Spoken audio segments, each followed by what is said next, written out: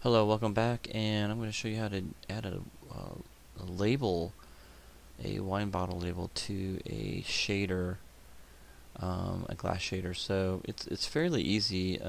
You don't want to add the label to the inside as well. So we're going to have to be very picky about how we're going to select that label. So from the front view, I'm going to go ahead and select the area I'd like to add the label. Now, what you can do if you had smoothed this object, you can add another edge or a loop in here to give you a longer area or a shorter area if you want to. So let's say basically if I wanted to select all these faces and the label isn't that big, well, I could go in here and add an edge loop right here and right here.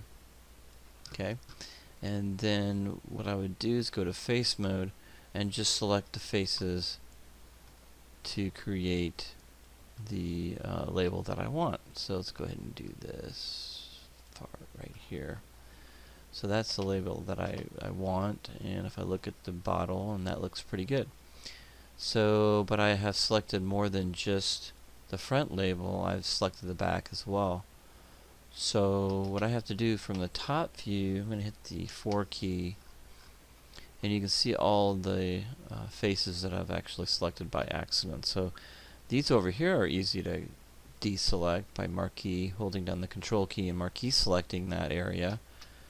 That works, but the problem is I've got faces on the inside of the bottle that can cause a real problem if I try to add a texture to that inside of the bottle.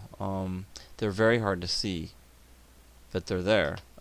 So I can go into the top view, and I've got a special tool, which is our basically our lasso tool. So I can hold down the control key and lasso that area in here just one little bit at a time, holding down the control key while I'm lassoing. I'm using my left mouse button to lasso, and I'm going to deselect those. Make sure I don't select anything here. Don't even touch that area in the front, and you can see that I deselected all that. So that's great. So now what I'm going to do is, that's the label I want to use, so I'm going to go in here and right click over that, go to assign new material, and we're going to use a shader, basic shader, and that's where we're going to add our label. Okay, so there's nothing special there. It's pretty easy to do. So here's my wine bottle, and here's our new texture. So I'm just going to type in something like wine texture, or excuse me, wine, and then underscore label, and then texture, and hit enter. And then we'll select the weight and move it all the way up to 1.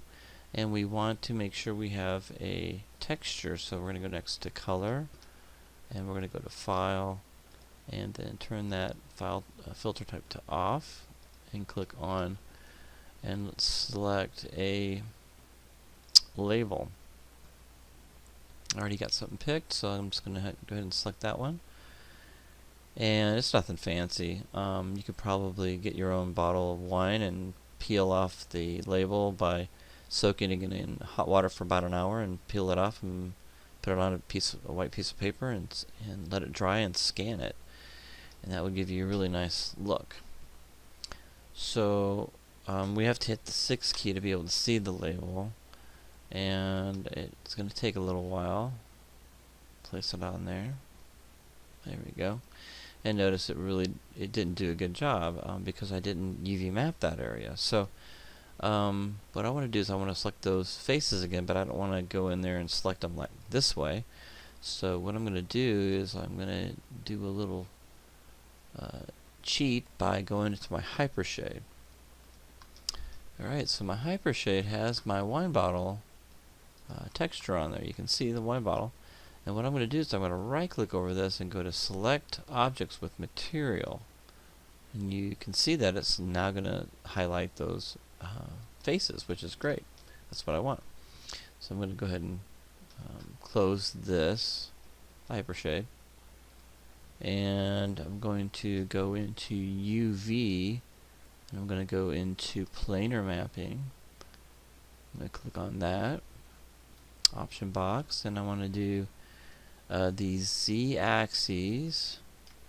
Okay, it's facing the Z-axis. I want to make sure I keep image width and height ratio, and project. And there we go.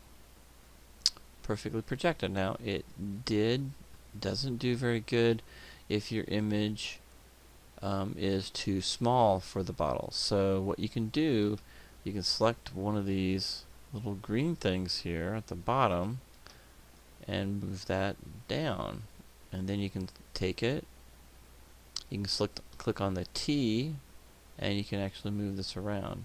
Okay, so we'll get that positioned. Okay, you can hit the T key again, and you can scale it if you want to. Control Z. You can hit the T, looks like a T, and then you can move it up and down and up and around. So that's kind of nice. So it looks good. We have a little bit of discrepancy here on this side, so click on this and let's move that in a little bit. Okay, until we get the label in there. We can move that out just a little bit like that. There we go. So that's better. Okay, so click off, right click over this, there we go. We do have a little black here, so you might want to go back to that. So let's go back into my selection mode,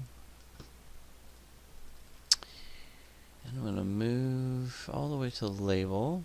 Okay, and a lot of times if I go Control A, I can go in here to my planar projection. Isn't that nice? I can, if I click off and I click on my bottle, I can go to the planar projection. If I click on that, you notice that comes, the little manipulator comes up, shows up again. So let's go ahead and click on this guy and move that up, so we don't have any black at all.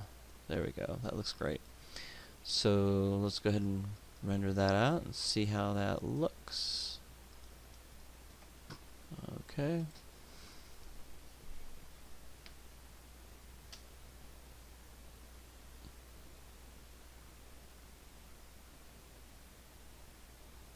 Okay, that looks pretty good. We're a little bit far away from it, but let's zoom in a little bit more. Let's go to our, there we go, now we can see how close we can get. And let's go ahead and render that out. One of the things we have to be careful of is we don't have reflection on the label. That would look really weird. And not too many, not a huge specular highlight either, so it doesn't look bad there. But if we were to get an environment in here or an HDRI image, it might reflect it. So let's look at what we have for the attributes of that particular shader.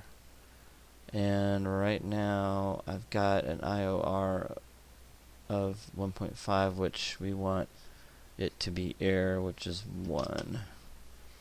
And roughness is okay. The weight, specular weight is okay. So we're good there. So we're not going to have any reflection.